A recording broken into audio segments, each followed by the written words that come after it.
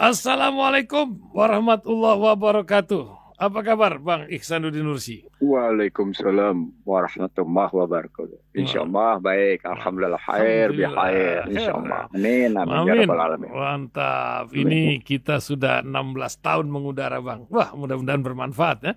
Antum sendiri Iya. Bang Ihsan sudah 10 tahun lebih ya berbincang sejak ada Litingkung dulu saya ingat ya. Betul Bang ya? Iya betul Masya betul. Allah. Luar biasa mengejar sehat jiwa dan raga. Tapi di tengah-tengah Amin insyaallah. masyarakat kita yang banyak sakit jiwa ya, sedih kita mendengar itu ya, ibu bunuh diri, anaknya dibunuh juga. Saya rasa ini menjadi sebuah fenomena sehingga Rasil tuh sering bikin iklan masalah pinjol dan judol. Tah ini Menteri Keuangan yang baru ini bisa nggak ini mengawal negeri kita ini yang katanya pertumbuhannya bisa 8%. Nah, kadang harapan menjadi sebuah cerita lain. Tapi tidak ada kementerian peperangan seperti di Amerika. Menteri-menteri dari pang-pang kata pengamat itu masih bercokol dan juga kisah penggugat dari siapa ini satu orang menggugat wakil presiden 125 triliun. Jaksanya dari kejaksaan itu menjadi wakil dari wakil presiden Gibran. Nampaknya sebuah cerita lain ikhtiar memperbaiki negeri ini. Siapa Menteri Keuangan Purbaya? Mungkin Bang Ihsanuddin kenal. Apakah dia sudah tahu tuntutan 17+8? Siapa pulang bikin 17+8 itu? Dan apakah para petinggi masih enjoy dengan kekuatannya versus sebuah empati yang nampaknya makin miris kita melihatnya di tengah kemewahan yang ditunjukkan di tengah tingkat kemiskinan yang semakin meroket. Silakan Bang Ihsanuddin Nursi. Tafadhal Bang. Seperti biasa, bismillahirrahmanirrahim. Subhanakala ilma lana ila ma 'allamtana innaka antal alimul hakim. Rabbana zidna ilman warzuqna fahman. Rabbi shrah sadri wa yassir li amri wahlul 'uqdatam min lisani yafqahu qawli. Allahumma shalli ala Muhammad wa ala Muhammad. Kita mulai dengan perubahan nama dari Departemen Pertahanan menjadi Departemen Perang. Sebenarnya itu menunjukkan bahwa Trump jujur bahwa terhadap seluruh dunia dia ingin melakukan apa yang disebut dengan perdamaian itu hanya terjadi jika menggunakan kekuatan. Nah, itu kan kalimatnya begitu. Dengan kekuatan kita mencapai perdamaian, gitu kan. Jadi dan itu diwujudkan dengan perubahan nama Departemen Pertahanan menjadi Departemen Perang. Tapi dengan posisi pidato inaugurasinya pada 2017 Trump pertama, Judeo-Christianity, dia sesungguhnya sudah menunjukkan perang. Perang terhadap mereka yang tidak setuju dengan Judeo dan Christianity gitu. Perang terhadap mereka yang berseberangan dengan Yahudi dan dengan Kristen gitu. Dengan Kristen. Itu pidato dia yang dan ketika dia masuk di Trump kedua, dia tegas-tegas menyatakan make America great again dengan white national supremacy. Saya kira sejumlah pendengar Rasil yang sudah memiliki buku Bangsa Terbelah silahkan baca. Karena sudah saya tulis di Bangsa Terbelah gitu. Nah, menurut saya tidak terkejut karena dia konsisten. Dia konsisten dengan sikapnya, dia konsisten dengan pikirannya. Yang menarik adalah apakah dengan begitu NATO juga akan ikut-ikutan dalam semangat perang gitu, karena pemimpin NATO adalah Amerika. Sementara kalau Amerika sendiri dia akan berhadapan dengan banyak kalangan seperti yang mereka sendiri katakan pada 2004-2008 bahwa musuh-musuh potensial mereka akan bangkit melakukan perlawanan gitu.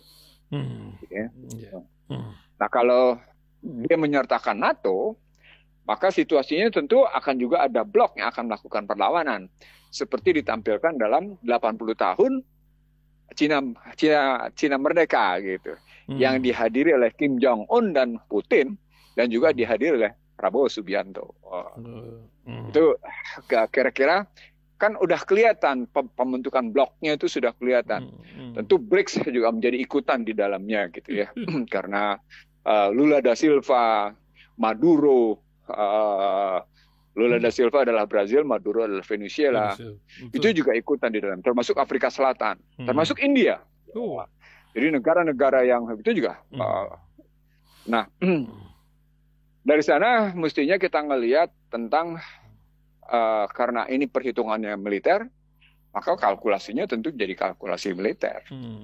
Nah, kalau begitu kalkulasi militer, awam dia banyak yang tidak punya data cukup tentang bagaimana sebenarnya peta pertarungan militer. Misalnya tentang hulu ledak nuklir yang dimiliki, tetap yang paling banyak adalah Amerika. Siapa negara yang paling banyak mengekspor senjata? Ya Amerika. Siapa negara yang tidak pernah mengimpor senjata? Ya Amerika, karena Amerika adalah produsen senjata, gitu. Senjata militer maksudnya.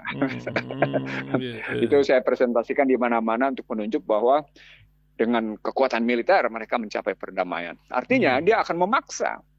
Dia akan menekan siapapun yang mencoba melakukan perlawanan, gitu.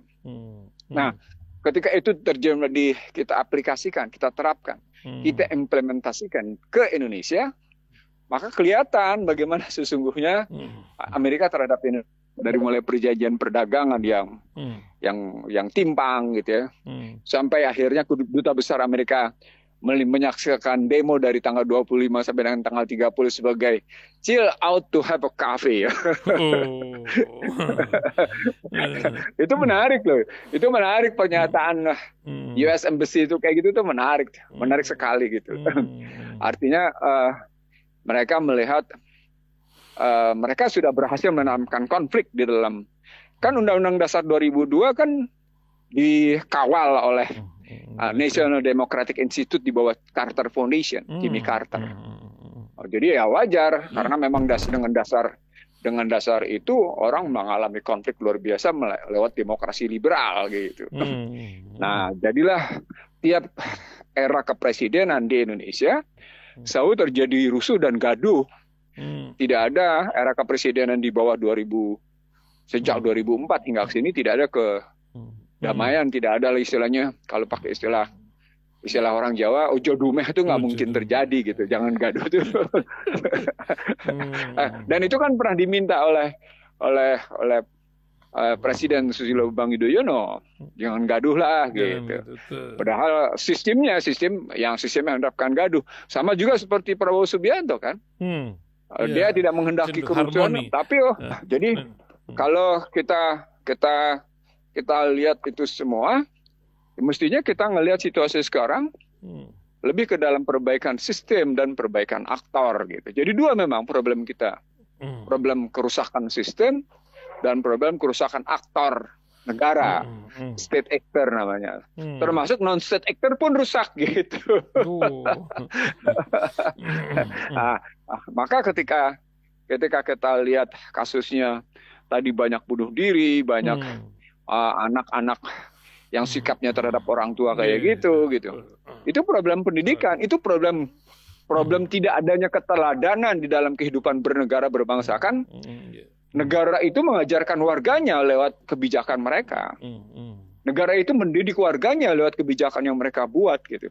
Kalau negaranya begitu arogan, negaranya begitu mempertontonkan ketidakjujuran gitu ya, negaranya begitu mempertontonkan paksaan tentang kebijakan mereka, maka dampak ke bawah akan begitu gitu.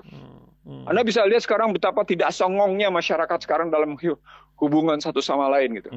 Nggak ada etika, etika sudah, kehidupan masyarakat sudah distrust. Dan ternyata bukan sekedar distrust, bukan sekedar tidak percaya, tapi sudah etika, moral gitu. Yang terjadi gitu. Nah, maka ketika muncul perubahan sejumlah kursi menteri, orang meresponnya seketika pada pelantikan dan pada siapa, dan dengan beban kayak gimana, lalu dengan respon apa. Nah, muncullah yang namanya Purbaya Yudi Sadewa, yang saya ingat betul selalu menjadi lawan bicara saya di TV swasta ketika krisis Bank Senturi gitu.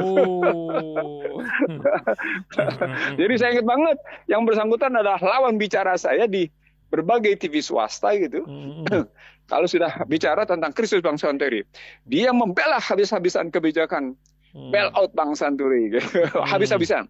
Dia pembela, jelas dia pembela gitu. Dan itu bisa dibuka rekaman di TV swastanya gitu.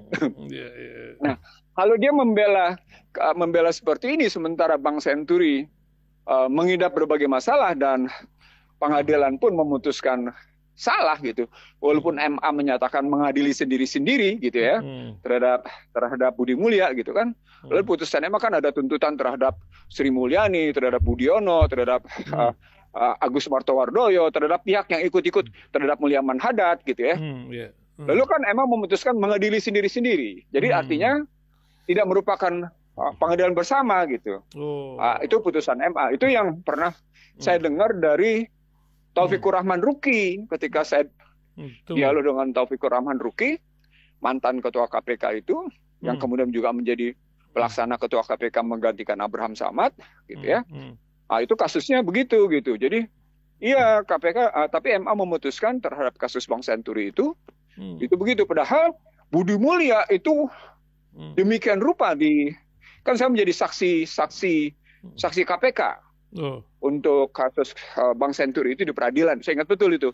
Dan saya bilang sama Budi Mulya, Anda terkena sesungguhnya bukan karena itu, tapi karena ada pinjaman kredit dari Amerika yang Anda pindahkan dari lembaga pembiayaan ekspor ke Bank Robetnya Tantular gitu.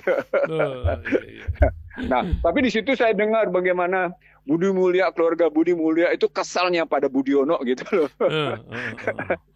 Kan itu menjalankan kebijakan Budiono gitu. Dan saya ingat betul bagaimana Siti Fazriyah melaporkan tentang yang tidak bisa diajak bicara, tidak bisa dirapor adalah Ihsanuddin Nursi. Lalu ditanya oleh Sri Mulyani, siapa tuh Ihsanuddin Nursi? Bukan Ihsanuddin Nursi itu, kata Miranda. Itu Ihsanuddin Noisi. Dan itu diputar di MK gitu. Itu diputar di MK, di Mahkamah Konstitusi gitu, karena gugatan-gugatan itu gitu. Apa ini adalah artinya Pak Purba Yudi Sadewa, dipanggilnya Yudi gitu ya. Yudi ini sama dengan sebelumnya neolit gitu. Itu masih satu gerbong. Iya, satu gerbong, satu aliran, satu pemikiran. Makanya saya sebut sebagai mainstream neoliberal gitu. Nah kemarin ketika muncul berbagai nama gitu ya, saya menyebut kalau Yudi kan saya sudah dengar dari sebenarnya waktu hari Minggu itu katanya Sri Mulyani itu sudah mengundurkan diri, minta mengundurkan diri. Tapi ditolak katanya. Tiba-tiba hari Senin diganti gitu kan. Nah, waktu hari Minggu itu saya juga dapat telepon. Wah, Sri Mulyani sudah mengundurkan diri. Begini-begini. Wah, macam-macam lah. Pokoknya isu berkembang macam-macam gitu ya. Nah, dari situ saya sudah menengarai bahwa kebijakan fiskal yang dibangun oleh Prabowo Subianto lagi-lagi akan tetap tunduk patuh pada kemauan-kemauan Tuan Besar gitu. Nggak akan. Jadi kalau misalnya dia bangun pertumbuhan ekonomi katakan bisa mencapai 8%, itu kan juga memang sudah dirancang oleh timnya Prabowo Subianto bahwa pertumbuhan mencapai 8% itu akan dicapai secara bertahap. Tapi yang menarik ketika dia bilang, ya ungkapan sombongnya, ya saya kan jago, sebagaimana juga yang lain jago gitu. Oh iya, dia kenapa dipilih? Mungkin pernah melihat presentasinya jago gitu. Iya, saya jago. Artinya jago mengatasi krisis, karena dia bilang dia mengalami 4 kali krisis. Krisis 97-98, krisis 2008-2010, krisis 2015, dan krisis 2020 gitu. Dan sekarang gitu kan dihalamin. Saya bilang, karakter krisis sekarang berbeda dengan 4 karakter krisis lainnya. Krisis 97-98 karena Indonesia diserang. Ulang, Indonesia diserang. Gitu. Kenapa? Karena Indonesia diserang. Karena Pak Harto, gitu ya, sudah menjemukan oleh banyak kalangan dan terjadi tuntutan reformasi, korupsi, kolusi, nepotisme, KKN itu kan. Oke, tuntutannya begitu gitu. Beda, jalurnya adalah jalur keuangan yang dipakai untuk menyerang nilai tukar. Itu karena moneter dan fiskal sepakat mengubah sistem nilai tukar dari free managed floating gitu ya, dari managed floating, dari mengambang terkendali menjadi free floating, mengambang bebas gitu. Itu yang terjadi, yang dilakukan oleh Sudrajat Jiwandono, kakak iparnya Prabowo Subianto, dan Mar'i Muhammad, Menteri Keuangan. Gitu. Saya ingat betul karena saya anggota DPR ya. Jadi ya pada saat itu. saya anggota DPR, jadi saya ingat betul gitu peristiwanya. Nah, lalu ketika bicara krisis 2008-2010, orang bilang Amerika menyebutnya sebagai global financial crisis, krisis keuangan global gitu ya. Saya bilang enggak, itu jalur pertamanya adalah karena kekalahan perang dagang Amerika pada Cina. Apa indikatornya? Indikatornya defisit neraca perdagangan Amerika yang mencapai 323 miliar pada 2008 itu, dan kemudian dipicu melalui apa yang saya sebut sebagai energy price war, perang harga energi. Itu presentasi saya kemana-mana dari 2008 saya sudah presentasi kayak gitu, bahwa ini dipicu oleh kekalahan perang dagang di mana Amerika mengalami defisit neraca perdagangan, lalu kemudian jatuh Fannie Mae, Freddie Mac gitu ya, subprime mortgage, sementara subprime mortgage itu surat-surat utang dari Fannie Mae, penyedia perumahan, dan karena jatuh maka tidak bisa membayar surat utang yang dipegangnya gitu ya. Ya sudah, terkenalah keuangan, industri keuangan. Kenapa terkena? Karena jatuh ke bus pada kampanye 2004 itu memberikan kredit murah kepada para pemilihnya. Jadi kalau di Indonesia kasih bansos, jatuh ke bus pada 2004 ngasih kredit murah kepada para pemilihnya gitu. Jatuhlah itu, terkenal memang gitu. Maka karena terjadi pada 2008 terjadi peralihan dari jatuh ke bus ke Obama, keluarlah bailout. Bailout 700 miliar US dollar. 350 dipakai oleh jatuh ke bus, 350 dipakai oleh yang namanya Obama. Maka Obama mendirikan apa yang disebut dengan panitia penyelidik krisis keuangan. Jadi Inquiry Commission the Financial Crisis gitu. Financial itu begitu. Dan itu terbit bukunya. Dan menariknya mereka seperti kita bilang di hasil berkali-kali, ini persoalan moral hazard kata mereka. Dan moral hazard itu adalah human error. Menarik kan? Padahal moral hazard itu bukan human error. Moral hazard itu keserakahan. Tadi itu jadi itu krisis 2008-2010 yang kemudian melahirkan kasus Bank Senturi di Indonesia gitu. Yang mereka bilang dengan Bank Senturi itu mereka bisa mengatasi krisis gitu. Krisis 2015 itu disebabkan oleh Black Monday 24 Agustus 2015 karena pasar modal Shanghai diserang oleh Barat. Yang terpukul habis-habisan adalah Rusia karena rubelnya jatuh 50%, sementara yuan dan renminbi juga terpukul tapi menurun sedikit.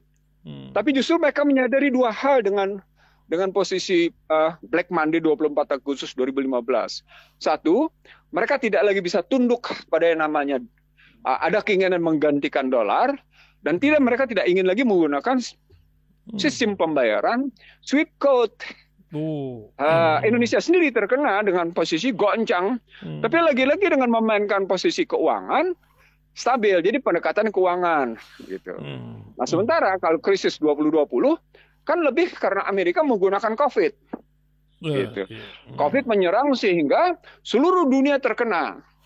Itulah yang disebut dengan situasi proxy war. Nah, jadi 2020 itu proxy war. Jadi kalau dipahami hanya dalam perspektif ekonomi, ya sudah. Anda hanya ngeliatin problem ekonomi, padahal ini statusnya adalah war dengan berbagai bentuknya. Itu maka saya bilang ketika Trump masuk ke posisi sekarang kedua, Trump ini sedang melakukan, karena dia mengubah tadi Departemen Pertahanan menjadi Departemen Perang, dia mengubah dalam posisi totality war, yang dia benarkan Israel menghajar habis-habisan Hamas. Do what you want to do, itu kan totality war. Perang totalitas habis-habisan di situ gitu ya. Tapi bergeser juga ke hybrid war, perang campuran. Nah, dinamika hybrid war di mana di dalam hybrid itu ada proxy, ada asimetri, ada cortex gitu ya, ada cortex war. juga melibatkan militer, itu berdampak pada ekonomi. Nah, siapa saja negara yang, di sini kata kuncinya, siapa saja negara yang hajat hidup orang banyaknya tergantung pada impor, pasti akan mengalami volatile, kompleks, gitu ya. Volatile, uncertain, kompleks, dan ambigu, VUCA, disrupsi. Siapa saja negara yang sistem IT-nya tergantung dari luar, pasti akan mudah sekali dihajar. Dua tesisnya ya. Tesis pertama, halo. Ya, dengar dulu, ini karena saya berjanji kepada sejumlah pendengar Rasil nih, Aik Santalip, bagaimana menjelaskan kesalahan cara berpikir Purbaya Yudisadewa. Ulang, kesalahan berpikir Purbaya Yudisadewa. Saya berpengalaman 4 kali yang dalam krisis. Krisis ini berbeda. Ini krisis, seperti saya bilang tadi, krisis di mana pergeseran atau campuran antara hybrid war to totality war. Nah, itu krisis penyebab krisisnya. Jadi bukan karena melulu pada krisis, bukan seperti yang saya ceramahkan di mana-mana, bukan disebabkan oleh perang dagang, bukan hanya disebabkan oleh perang dagang, bukan hanya disebabkan oleh perang mata uang, tapi perang totalitas. Itu kemarin juga saya sampaikan di Bandung, itu juga yang saya sampaikan kemarin di Balek. Artinya tadi kita sudah sampaikan bahwa Indonesia sedang berada dalam posisi, dunia sedang dalam posisi antara hybrid war dan totality war. Pengertian hybrid war dan totality war tadi sudah saya sampaikan. Karena itu, karena situasinya begitu, maka siapa saja negara yang hajat hidup orang banyaknya import, yang ICT-nya import, ulang, siapa saja negara yang hajat hidup orang banyaknya import, gitu ya, dan ICT-nya import, dan energinya import, menjadi pangan, energi, ICT import, termasuk keuangannya import, dia tidak akan pernah bisa mengatasi VUCA. Balik lagi ke VUCA ini. Dia tidak akan pernah bisa mengatasi yang namanya disrupsi. Disrupsi. Kalaupun bisa, itu memerlukan biaya besar. Seperti 2020. Mereka mengambil biaya dengan cara burden sharing, di mana surat utang dari Kementerian Keuangan dibeli oleh Bank Indonesia tanpa bunga. Nah, sekarang juga terjadi nih, sekarang sudah terjadi nih. Sekarang sudah terjadi. Sudah terjadi di mana Kementerian Keuangan menerbitkan surat utang dan BI membelinya tanpa bunga. Sebenarnya konsepnya oke-oke aja, nggak masalah. Tetapi ada tetapinya. Pengalokasiannya gimana? Sementara kita tahu bahwa fiskal kita itu terbebani oleh utang luar negeri luar biasa. Nah, satu. Yang kedua, fiskal kita sudah terlampau terbebani oleh pendapatan dari pajak, bukan dari sumber daya alam. Fiskal kita sudah terperangkap ke dalam finansialisasi yang kita sudah sampaikan sebelumnya, di mana rakyat membiayai orang kaya dan rakyat menjadi tumbal, jadi korban. Ya, oke. Nah, sementara moneter kita tergantung pada kondisi pasar, sehingga dia tidak bisa menstabilkan nilai tukar. Nah, itu data saya 61 tahun. Jadi bukan data 40 tahun gitu ya, tapi data 61 tahun menunjukkan moneter kita terdikte. Kenapa? Karena kita sudah terdikte sejak KMB. Oke? Itu tesis kedua. Jadi tesis kedua adalah yang hajat hidup orang banyaknya, yang jasanya, yang teknologinya import tidak akan bisa menghadapi yang namanya gejolak peperangan. Dia pasti akan mengalami gonjang-ganjing akibat peperangan. Itu tesis kedua. Tesis ketiga, ya, dampak dari keberlanjutan finansialisasi, dampak dari deindustrialisasi, dampak dari tidak fokusnya fiskal mengatasi akar masalah, gitu ya. Karena cuma sekedar kotak-katik pajak, gitu ya, yang sudah terbebani, dampaknya menjadi, maka sesungguhnya akar masalah perekonomian Indonesia tidak terselesaikan. Itu dampaknya menjadi, akibatnya menjadi, gitu. Kemiskinan akan terus berjalan, pengangguran akan terus berjalan. Angka-angka yang muncul dalam indeks pembangunan manusia adalah angka-angka semu. Dan produk berikutnya adalah apa yang saya sebut sebagai sticky Gini ratio. Ini kemarin saya sampaikan pagi-pagi di sebuah radio swasta yang tersebar ke seluruh Indonesia. Sticky Gini ratio adalah Gini ratio yang kaku, yang tidak akan pernah bisa turun. Itu kaku dia hanya bergerak di sekitar 3,8. Itu pakai angka BPS gitu ya. Kalau pakai angka teman-teman IPB, dia bergerak 0,42, 0,43, 0,44 gitu. Artinya, ketika ketika Purbaya Yudi Sadewa adalah neolit gitu ya, bagian dari mainstream neolit, ya sudah. Nggak usah heran kalau dia sombong. Nggak usah heran kalau dia bilang, ya mungkin masih belum kebagian kali. Nanti mereka juga tidak akan demo kalau pertumbuhan ekonominya 7-8%. Lebih asik cari kerja. Menarik di situ gitu. Sesungguhnya dia ingin menyatakan bahwa dia akan membuka lapangan kerja. Maka problem besarnya menjadi sampai seberapa jauh dia bisa membuka celah adanya pendapatan yang membaik pada APBN. Sementara APBN bersandar pada 85,4% dari perpajakan. Akhirnya menjadi butir kelimanya menjadi kotak-katik Yudi Purbasadewa pasti pada fiskal. Gitu ngelihatnya. Nah, itu artinya rezim fiskal lagi yang terjadi, begitu. Kalau saya kata kuncinya sesungguhnya harus kita terjemahkan ke dalam paduan antara fiskal dan moneter. Dalam bahasa sederhananya bauran. Fiskal dan moneter. Bauran itu sama sekali terbebas dari tekanan asing, gitu. Baru kita bisa bilang gitu. Dan di sana kita sadari bahwa kita tidak menjalankan riba makro. Gitu. Nah, jadi seluruhnya bahwa Yudi Purbasadewa akan tetap menerapkan riba makro. Nah, ketika dia menerapkan riba makro, ya sudah. Allah dan Rasulnya yang akan memerangi. Ya sudah, bangsa ini akan tetap terus terseok-seok dan tersesat gitu. Ya, mungkin nanti dari komunitas syariah akan merapat ke menteri yang satu ini akan terjadi sebuah perubahan, atau masih ada kalimat di antara harta Anda ada hak dari bangsa ini, atau macam mana, Bang? Di antara harta Anda ada hak orang kaya. Begitu mungkin yang harus yang lebih tegas. Gitu. Nah, kalaupun komite syariah muncul di sana karena pengakuan bahwa sistem ekonomi syariah diterapkan oleh negara yang bukan Islam sekalipun, maka akuntansinya kan tetap akuntansi keserakahan. Kan cuma penggantian modal tetap menjadi modal dinamis kan ya. Sistem syariah ada sistem dinamis mengikuti gejolak gitu ya. Poinnya begitu, maka akan nampak pada persoalan sistem perhitungan gitu ya, sistem arus kasnya, sistem perhitungan dan neracanya. Jadi selamat ekonomi syariah gitu buat saya. Begitu. Kemarin kebetulan sebelum dilantik itu saya sedang membuka materi saya yang saya presentasikan juga ke Rasil tentang bagaimana format ekonomi Islam gitu dengan model neracanya gitu. Entah kenapa munculnya Purbaya Yudi Sadewa, entah kenapa itu. Ini terus terang ini pengalaman batin yang saya tidak tahu ya. Allah saya tidak tahu. Ini bukan peristiwa kebetulan buat saya. Pada saat seperti saya buka gitu, HP saya masuk breaking news. Menteri Keuangan diganti. Terus masuk lagi berikutnya.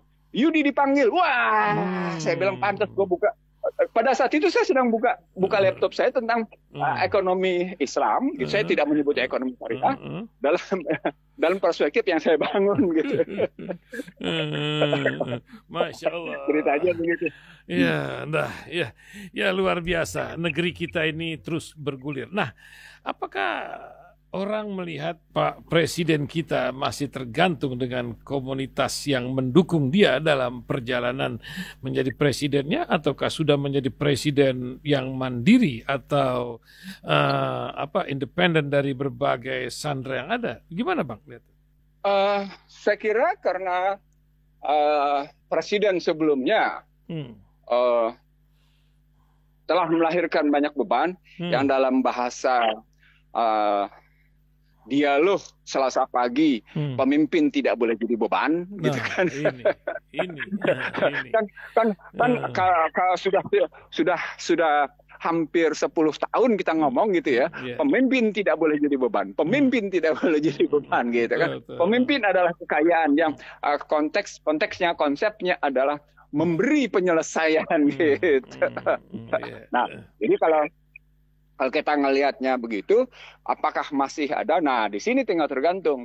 Mari kita lihat kebijakannya. Apakah kebijakannya masih kebijakan yang secara umum melanjutkan kebijakan-kebijakan yang lama, atau kemudian memperbarui kebijakan itu? Misalnya contoh, ketika mereka menyebut salah satu astacita itu, ini saya ngomongnya lagi-lagi di DPR nih.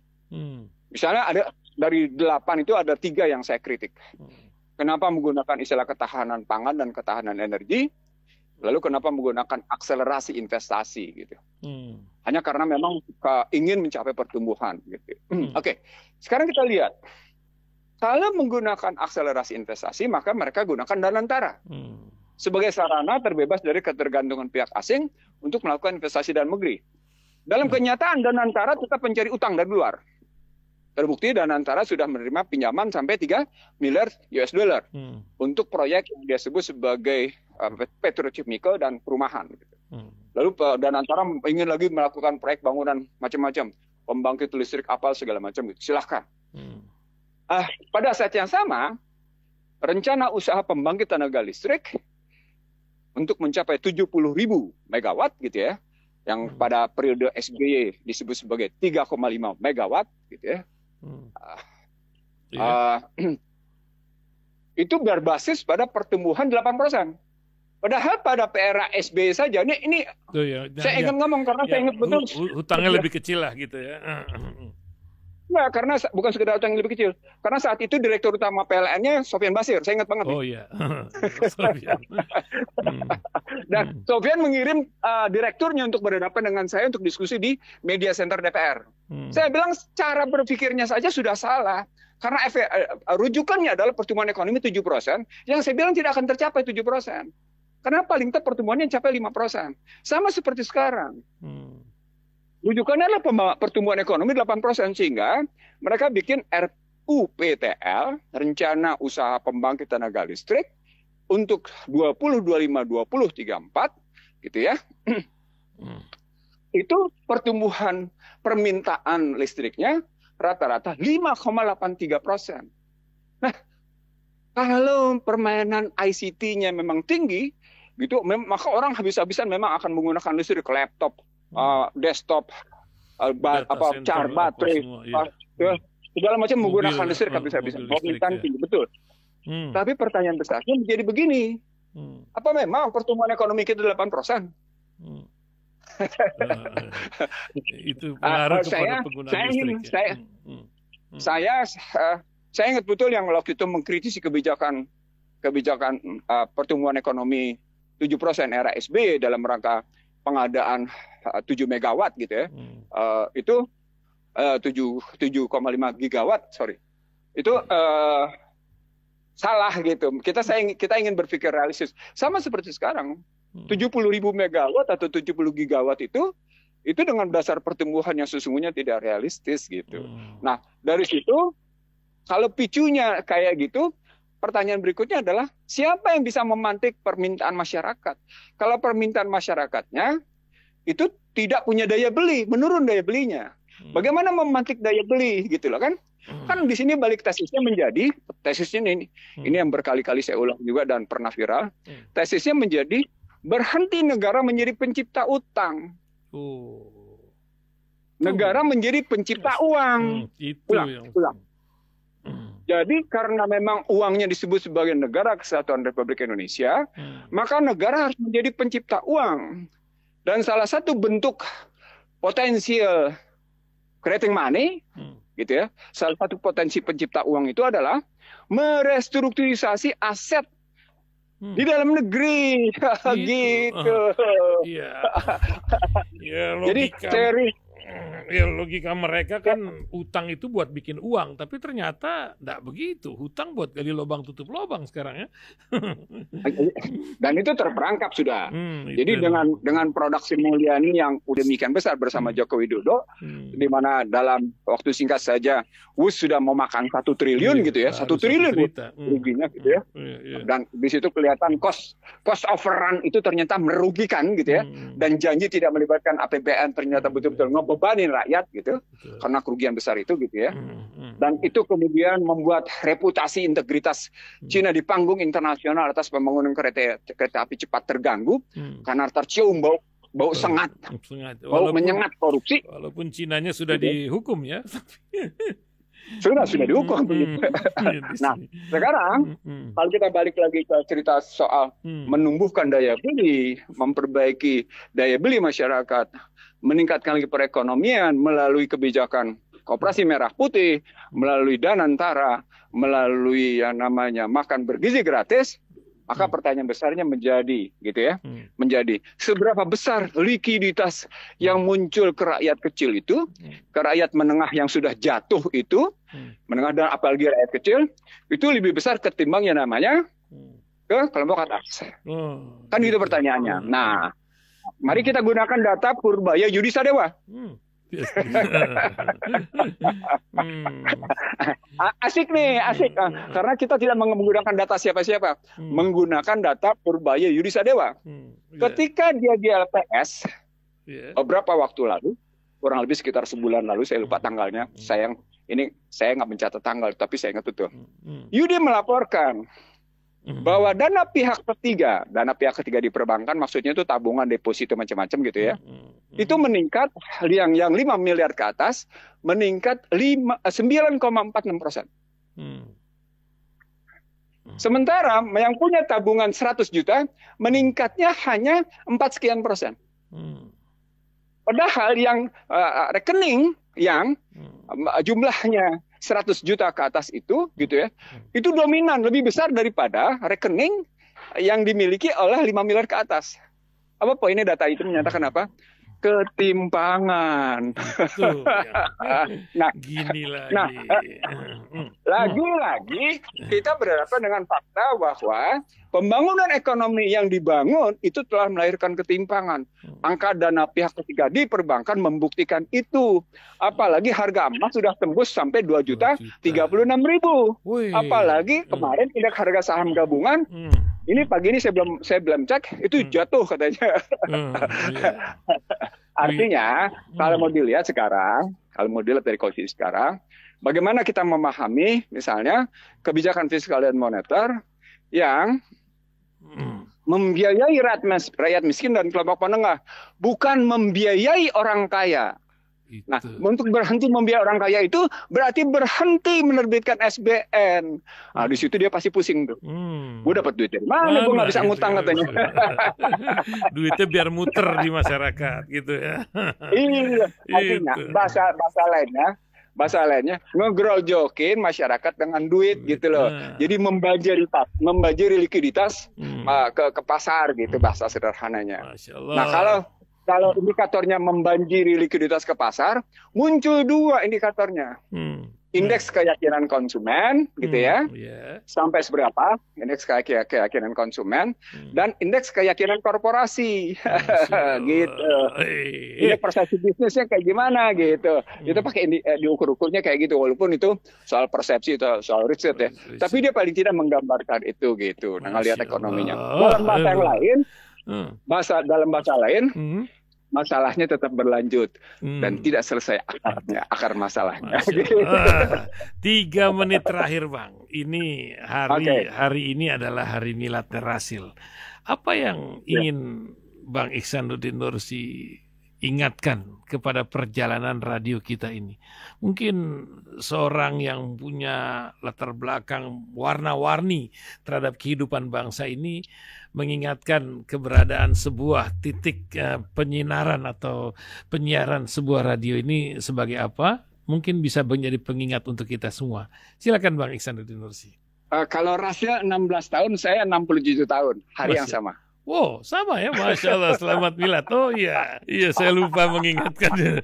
Ya, 67 tahun, semoga sehat selalu, masih naik sepeda, luar Masya biasa. Allah. Udah jadi kakek, kakek banget. udah jadi kakek, dan tetap menjadi sebuah kata bank, seperti Bang, ya Bang Nuim, semua bank semua nih, walaupun senior ya, Bang,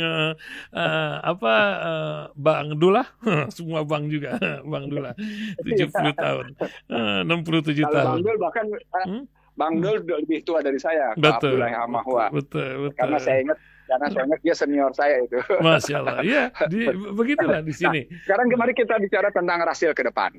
Salah satu wujud karena radio penyiaran itu adalah messengers, penyampai pesan. Radio adalah penyampai pesan. Maka penyampai pesan harus memenuhi 4 syarat. Dia harus amanah. Ya kan? Dia harus amanah. Bukan dia hianah, harus ya. sidik. Oh betul, nggak boleh hianat. Bohong aja nggak boleh. Wah, itu. Jadi dia harus amanah, dia harus sidik, gitu kan. Lalu dia harus patonah, dia harus tablik dan ihsan di dalamnya. Mantap. Dan dalam konstruksi itu semua statusnya harus tabayun. Dari prinsip yang seperti itu, maka yang terjadi adalah messengers ini harus mempererat silaturahim. Rasil harus mempererat silaturahim dalam rangka mencapai Islam yang satu. Nah, dalam rangka mencapai Islam yang satu itu, kita harus menerapkan apa yang kita sebut sebagai saling menjaga satu sama lain. Jadi saling mengingatkan, naziran. Jadi selain basiran, memang harus naziran. Gitu. Itu yang ketiga. Yang keempat, sedapat mungkin di situ kita memang saling tolong menolong. Nah, itu bisa terjadi kalau rasil, kalau menggunakan konsep mereka, menggunakan apa yang disebut dengan customer relationships management. Jadi manajemen hubungan manajemen dengan pendengar. Nah, itu yang pernah saya gagas. Kita bikin tematik sebulan sekali. Sebulan sekali kita duduk bareng. Gitu salahnya. Supaya orang tidak hanya basironnya, nazironnya tidak hanya di udara, tapi juga memang ketemu di lapangan, ketemu langsung. Karena silaturahim dalam Islam adalah silaturahim tatap muka, bukan silaturahim virtual gitu. Itu cuma tinggal diganti temanya dan diganti temanya. Satu sen yang isi, satu saat Igaki Mubarak yang isi, satu saat lain yang isi misalnya siapa? Ustaz Zain Hadi. Ya, Man Zain Hadi. Silakan lagi gitu. Misalnya begitu. Dan di sana kemudian kita tumbuhkan kelembutan hati kita dengan membantu anak yatim. Gitu. Insyaallah. Jelas. Sekaligus jadi. Nah, di situ wa mimma razaqnahum yunfiqunnya juga kita jalani. Insyaallah. Saya kira begitu. Terima kasih Bang Ihsanuddin Nursi. Mohon maaf lahir batin. Mudah-mudahan dalam kesamaan ulang tahun dengan saya kita memperoleh ampunan, kita dapat maghfirah, gitu ya. Kita dapat berkah, kita dapat rahman dan rahimnya, sehingga saya menutup usia saya dengan husnul khotimah, gitu. Dan dijauhkan dari itulah khotimah. Amin. Ya Allah. Afwafan minkum. Assalamualaikum warahmatullahi wabarakatuh. Waalaikumsalam warahmatullahi wabarakatuh.